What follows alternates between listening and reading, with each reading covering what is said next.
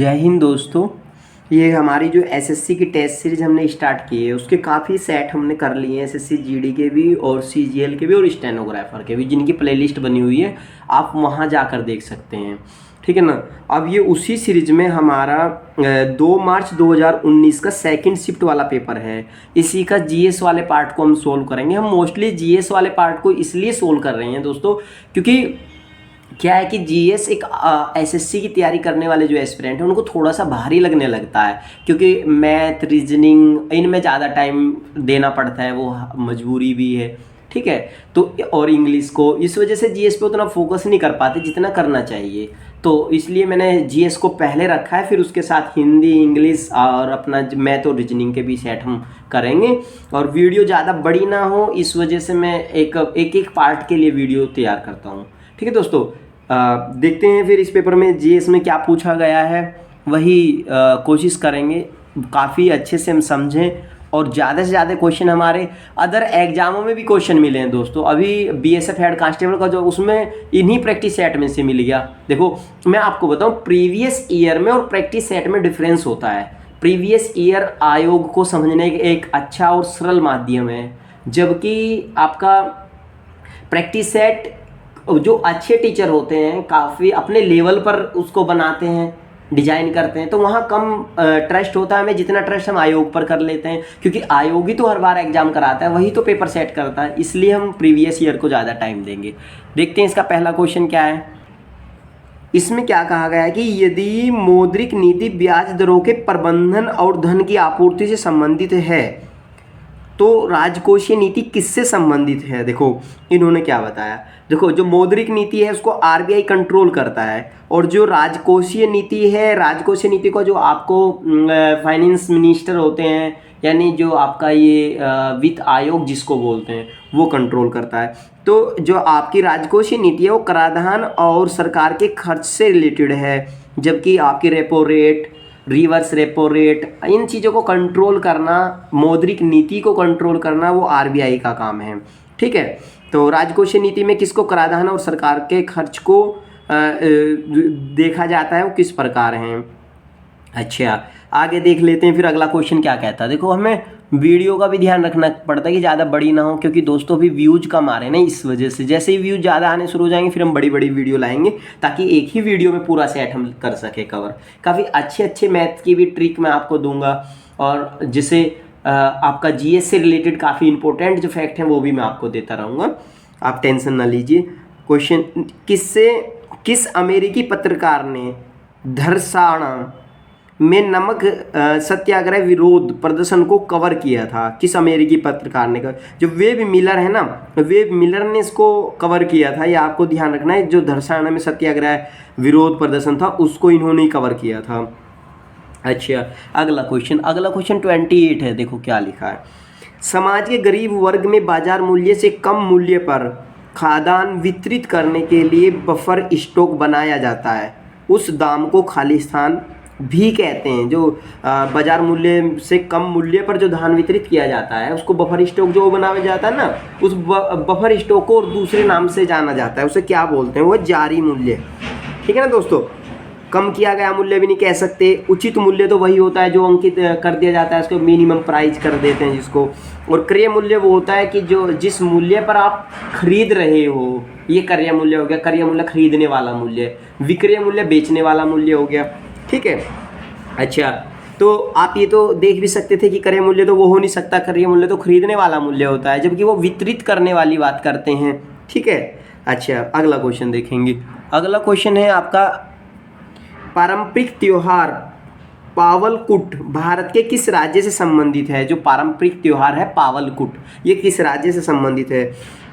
दोस्तों ये मिजोरम, जो आपका नॉर्थ ईस्ट राज्य है मिजोरम से रिलेटेड है। और इसमें आप एक बात का विशेष ध्यान रखें कि जो आपके नॉर्थ ईस्ट वाले राज्य हैं, 7 सिस्टर्स जिनको बोला गया है, उनका आपको एक ध्यान रखना है कि उनकी जो राजधानियां हैं, उनके जो शास्त्रीय नृत्य हैं, वहाँ की जो आदिवासी जनजातियां हैं, SC STs की जो जनजातियां हैं, वो पूछी जाती हैं एग्जाम में, मोस्टली पूछा जाता है।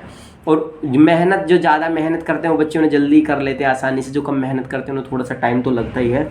बट आपको मैंने बता दिया है, जैसे मिजोरम है, मिजोरम का त्योहार, शास्त्रीय नृत्य, राजधानी, ठीक है ना, यहाँ की जनजाति जो ज़्यादा चर्चा में हो, लोक नृत्य। तो इन चीज़ों पे ज़्यादा क्वेश्चन पूछे जाते हैं जो नॉर्थ ईस्ट से ही होते हैं। ये 7 राज्य हैं, 7 सिस्टर के नाम से इनको बोला जाता है। तो आप थोड़ा सा फोकस करें, गूगल कर लेना, कहीं से भी कर लेना, ताकि आपको अच्छा लगे। अगला क्वेश्चन देखते हैं, क्वेश्चन नंबर 30। देखो यहाँ मैं क्वेश्चन को थोड़ा जूम कर देता हूँ। देखो मेरे दोस्तों, निम्नलिखित में से कौन सी धानी प्राणी मार्सुपियल का उदाहरण है? धानी प्राणी मार्सुपियल, आप इंग्लिश में देख लो या हिंदी में देख लो, मार्सुपियल का उदाहरण है। कंगारू मार्सुपियल का ही उदाहरण है, ठीक है ना। ये धानी प्राणी की श्रेणी में आता है। अगला क्वेश्चन, निम्नलिखित में से कौन सी पर्वत श्रृंखला भारत, पाकिस्तान और चीन तक फैली हुई है? भारत, पाकिस्तान और चीन तक फैली हुई है।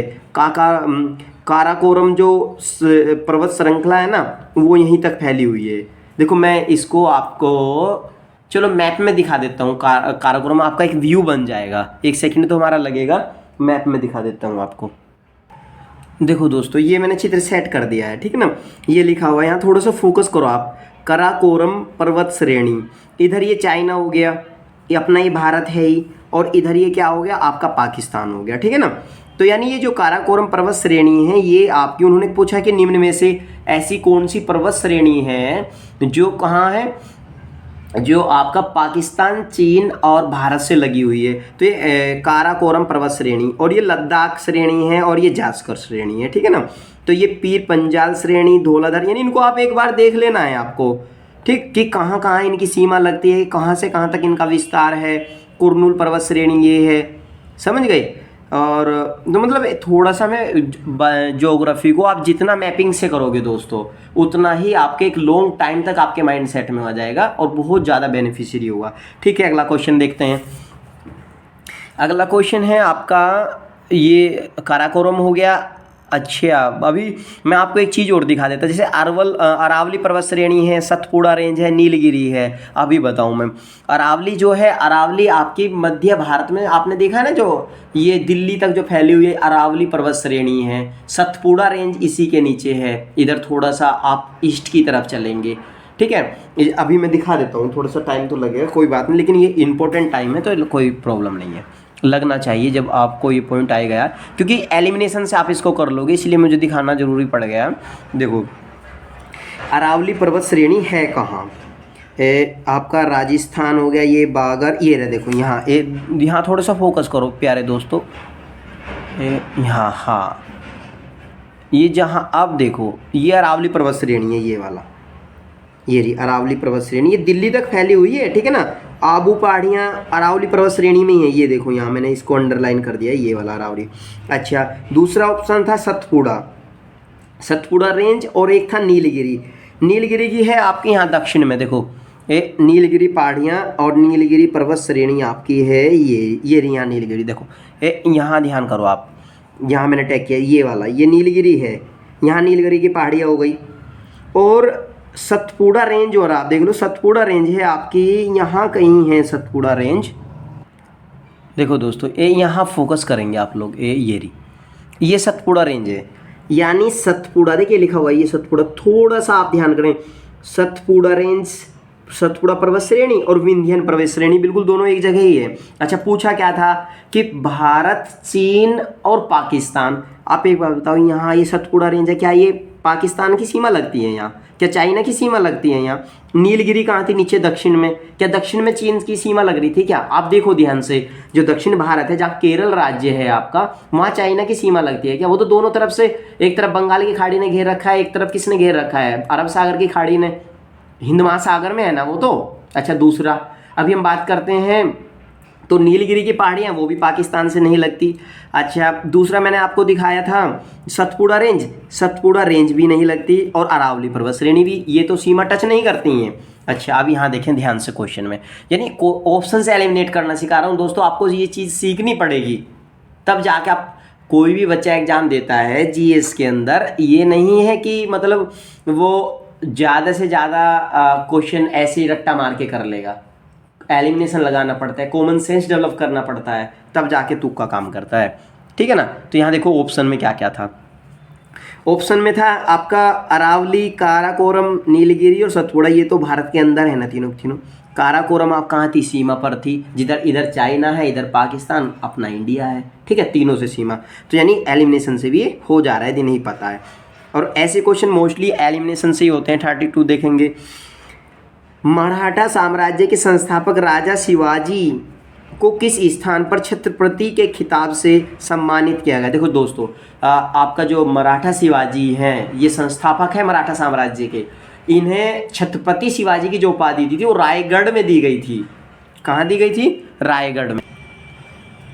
ये जो मतलब 1674 की बात है, हाँ शायद 1674, बिल्कुल क्लियर है, 1674 की बात है दोस्तों। इस टाइम इनका रायगढ़ में राज्याभिषेक हुआ। वहीं इन्होंने छत्रपति शिवाजी की उपाधि धारण की और यहीं इन्होंने इसकी नींव रखी थी, मराठा साम्राज्य की नींव रखी थी, ठीक है ना। बाकी आगे क्वेश्चन देखते हैं।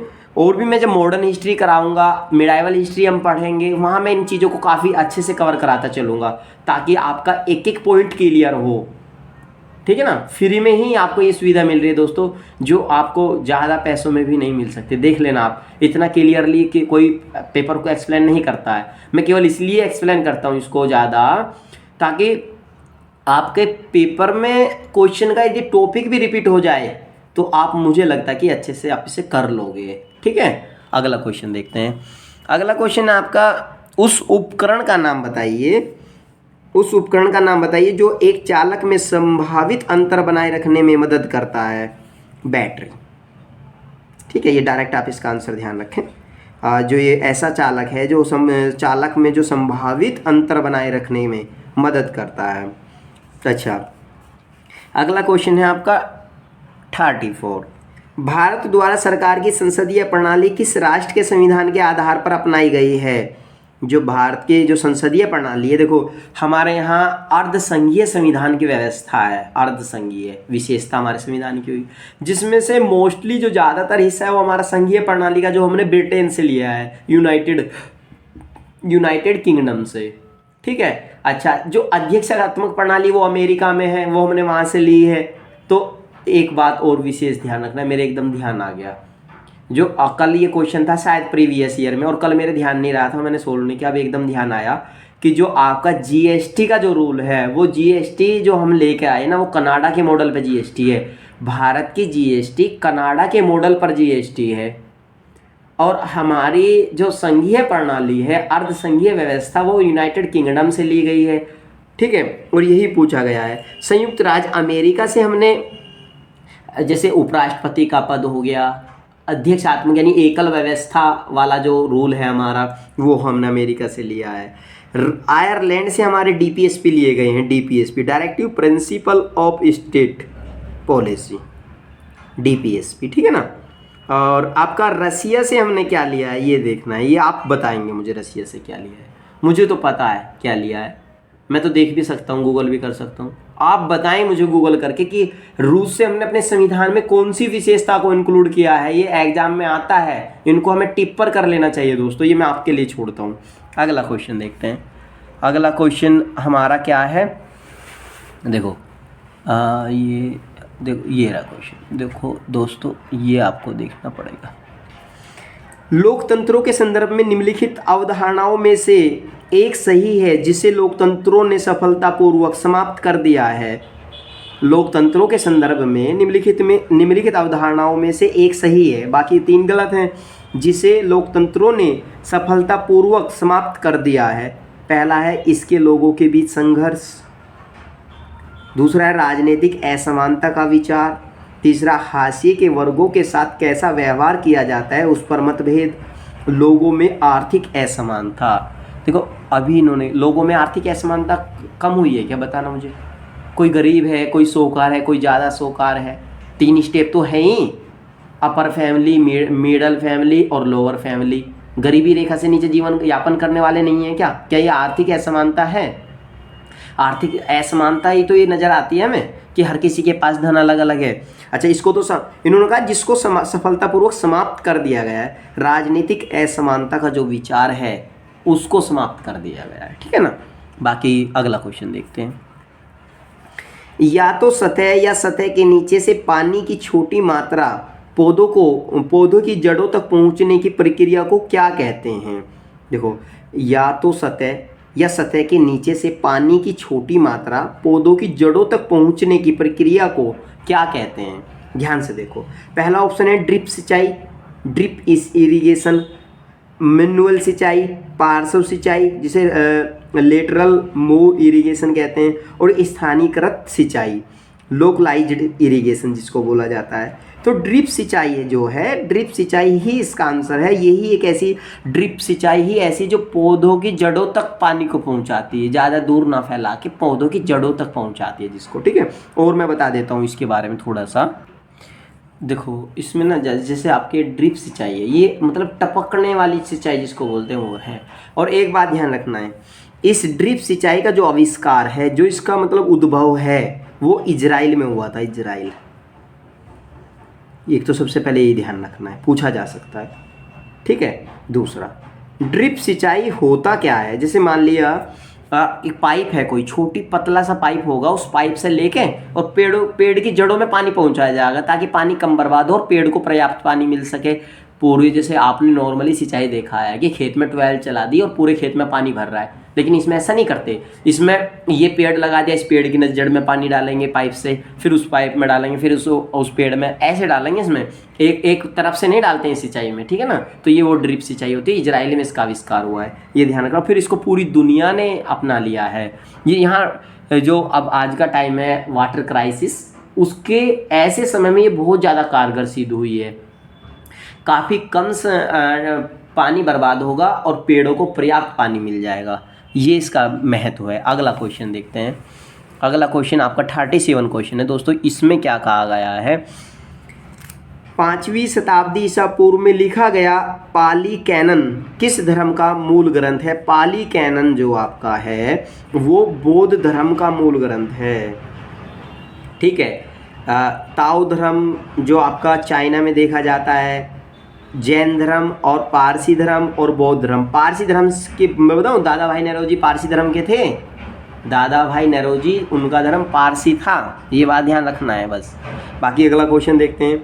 लोक नृत्य घुमरा किस भारतीय राज्य से संबंधित है। मैंने अभी बताया था, जो लोक नृत्य है आपका शास्त्रीय नृत्य है और SC STs हैं उन क्षेत्रों की, उनको काफ़ी बार पूछा जाता है। और आपके मोस्टली जो नॉर्थ ईस्ट वाले राज्य हैं, ये घूमरा जो है, घूमरा जो आपका लोक नृत्य है वो ओडिशा का है, ठीक है ना। बिहू असम का है, जो बहुत ज़्यादा बार पूछा जाता है, बिहू। झारखंड का, पश्चिम बंगाल का भी आपको देख लेना है। अगला क्वेश्चन देखते हैं। अगला क्वेश्चन है आपका बारावती किला। बारावती किला भारतीय किस राज्य में स्थित है। बारावती किला, बारावती किला जो दोस्तों वो आपका ओडिशा में ही है, बारावती किला, ठीक है। और बारावती किले की यदि एक बात बताऊं मैं आपको, एक तो ये किला आपका महानदी के तट पर है, ये ध्यान रखना है। जो बारावती किला है ये महानदी के तट पर है। ये यहाँ तो ये पूछा कि बारावती किला किस राज्य में, क्या किसी एग्जाम में ये नहीं पूछ सकते क्या कि ये किस नदी के तट पर बना हुआ है। निम्न में से ऐसा कौन सा किला है जो महानदी के तट पर बना हुआ है। और ये 9 मंजिला महल है। और इस किले की जो निर्माण है वो गंग वंश के शासकों ने करवाया था, गंग वंश, ठीक है। अच्छा, एक सबसे बड़ी चर्चा में क्यों है, पूछा क्यों गया है, क्योंकि अभी रिसेंटली इसके नियर बाय में एक स्टेडियम, अंतर्राष्ट्रीय स्टेडियम बना हुआ है। उस स्टेडियम का क्या नाम है वो आप गूगल सर्च कर लेना और मुझे कमेंट सेक्शन में भी टाइप कर देना। यदि आप सीरियस एस्पिरेंट हैं, आप SSC GD में निश्चित रूप से सफलता चाहते हैं, तो आप इसमें गूगल करके कमेंट करें ज़रूर, क्योंकि वो कहीं ना कहीं आपके बेनिफिशियरी होगा। उतना आप कमेंट करोगे, पूछा जा सकता है बारावती किले के नियर बाई जो ये अंतर्राष्ट्रीय स्टेडियम है उसका नाम क्या है, पूछा जाएगा। क्या पूछ सकता है, SSC GD में यही सब पूछता है, और कौन सा अलग से थोड़ी क्वेश्चन बनाएगा वो। और फिर देखो अगला क्वेश्चन, गति का कौन सा नियम कहता है कि जब एक पदार्थ दूसरे पदार्थ पर जोर लगाता है तो दूसरा पदार्थ तुरंत पहले पर वापस लगाता है, यानी क्रिया प्रतिक्रिया का नियम। बात को फैला दिया है, क्वेश्चन में बात को फैला दिया गया है, समझने का प्रयास करो। क्रिया प्रतिक्रिया क्या नियम दोस्तों, क्रिया प्रतिक्रिया का नियम है न्यूटन का तीसरा नियम, और न्यूटन का पहला नियम जो है वो जड़त्व का नियम है, जड़त्व का नियम। और न्यूटन का जो दूसरा नियम है वो है किसी वस्तु पर लगाया गया बल उस वस्तु के द्रव्यमान और उस वस्तु द्वारा उत्पन्न त्वरण के गुणनफल के बराबर होता है। ठीक है, इसका परिभाषा ये हो गया आपका दूसरे नियम का। तीसरा नियम क्रिया प्रतिक्रिया का नियम है कि यदि आप एक बॉल फेंकोगे वो बल्ले पर लगेगी, बॉल ताकत लगाएगी, बल्ला उससे ज़्यादा ताकत लगाएगा, देन बॉल कहाँ जाएगी, काफ़ी दूरी पर गिरेगी। ये क्रिया प्रतिक्रिया का नियम हुआ। जैसे ही आप किसी चीज़ को पुश करने का प्रयास करते हैं तो वो भी आपको पुश करने का प्रयास करेगी, यानी वो भी ताकत लगाएगी। ये क्रिया प्रतिक्रिया का नियम है। पहला नियम जड़त्व का है, दूसरा मैंने बता दिया। आप इनको थोड़ा सा F बराबर ma, जहाँ m द्रव्यमान है और a आपका एक्सीलरेशन यानी त्वरण है, त्वरण। अब आपकी मर्जी, आप पढ़ें ना पढ़े दोस्तों, मैंने तो इतना बता दिया है। अच्छा, क्या पूछा था इन्होंने? हाँ, तीसरा नियम यही ऑप्शन में है। स्टीफन का नियम, कूलॉम का नियम क्या है? न्यूटन का गति का दूसरा नियम, न्यूटन की गति का दूसरा नियम मैंने बता दिया। कूलॉम का नियम है, कूलॉम का नियम आवेश से रिलेटेड है, आवेश से रिलेटेड है कि आपका मैं इसको बताऊं यदि कूलॉम के नियम को। कूलॉम का नियम है आपके दो आवेश हैं जो निर्वात में रखे हुए हैं, उनके बीच जो लगने वाला जो उनके बीच कार्य करने वाला जो बल है, वो बल किसके, उन दोनों के गुणनफल के, उन दोनों के गुणनफल के और उनकी बीच की दूरी के वर्ग के व्युत्क्रमानुपाती होता है। ये होता है। बाकी आप ये फिजिक्स में है, 12th क्लास के फिजिक्स में जो इलेक्ट्रिक वाली यूनिट है उसमें है, वहाँ आप देख लेना। बाकी आपकी मर्जी। आगे क्वेश्चन करते हैं। आपको सिलेक्शन पाना है दोस्तों, पढ़ो, नहीं पाना है तो क्यों पढ़ो, चलते रहो, ऐसे क्या फ़र्क पड़ रहा है। मेरा मतलब है कि आपको पढ़ लेना चाहिए। रिपब्लिक पुस्तक के लेखक कौन हैं? रिपब्लिक पुस्तक के लेखक प्लेटो।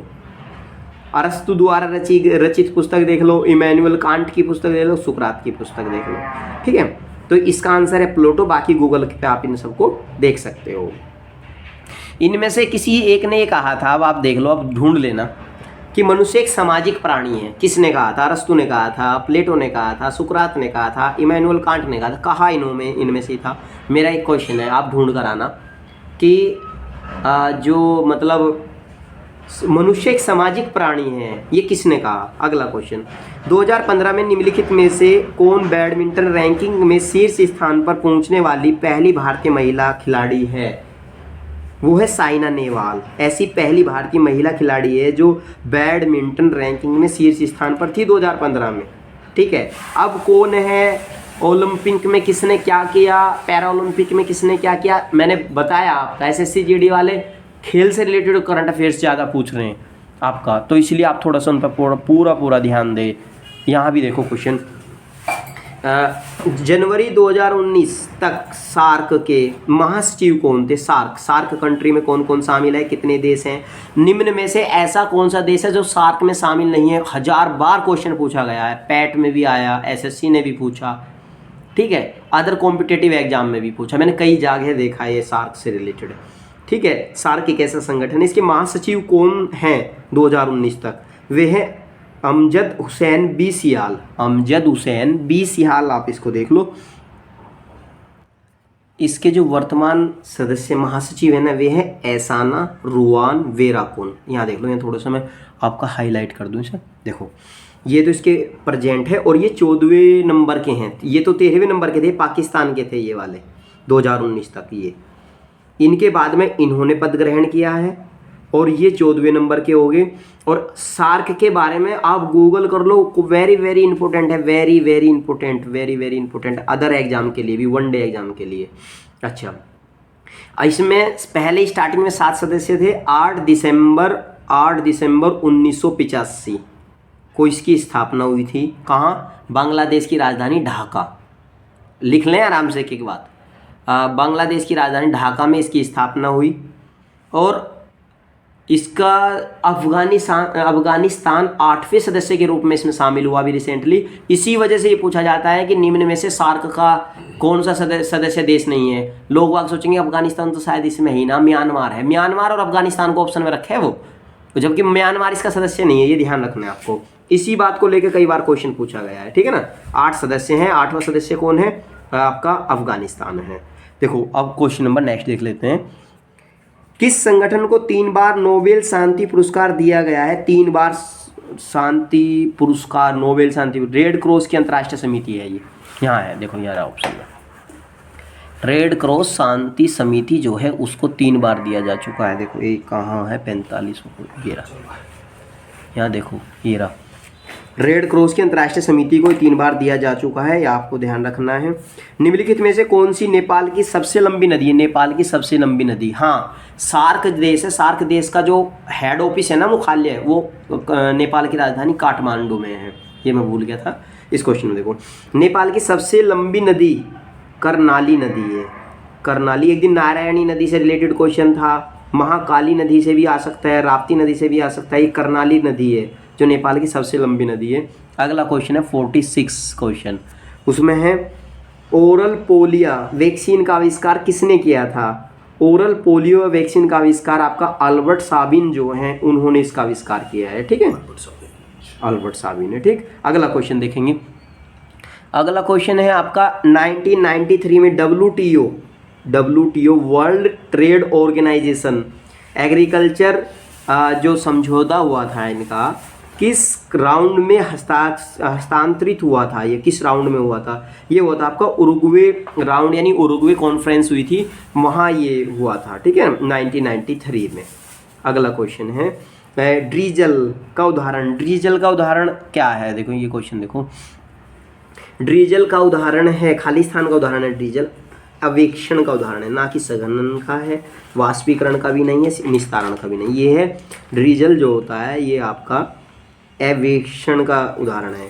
अगला क्वेश्चन देखेंगे 49वां क्वेश्चन है आपका, निम्नलिखित में से किस खिलाड़ी ने ओलंपिक खेलों में सर्वाधिक पदक जीते हैं? निम्नलिखित में से, इनमें से, अपनी मर्जी से नहीं बताना है, इनमें से पावो नुर्मी, नादिया कोमासी और माइकल फेल्प्स, मार्केट स्टूज। जबकि आपका जो माइकल फेल्प्स है, इन्होंने सबसे ज़्यादा पदक जीते हैं। इनके बारे में थोड़ा सा आप गूगल कर लेना जरूर दोस्तों, ये लंबी वीडियो की वजह से मैं इसमें नहीं कर पा रहा हूँ, बाकी आप कर लेना जरूर। अगला क्वेश्चन, ये क्वेश्चन है किस वर्ष माता पिता और वरिष्ठ नागरिकों का संरक्षण और कल्याण अधिनियम लागू हुआ था? किस वर्ष? ये 2007 में हुआ था, ठीक है। इसके बारे में विस्तृत जानकारी के लिए आगे कोई वीडियो बनाएंगे, तब तक के लिए इतना ही काफ़ी दोस्तों, मिलते हैं अगली वीडियो में, बाय, थैंक यू।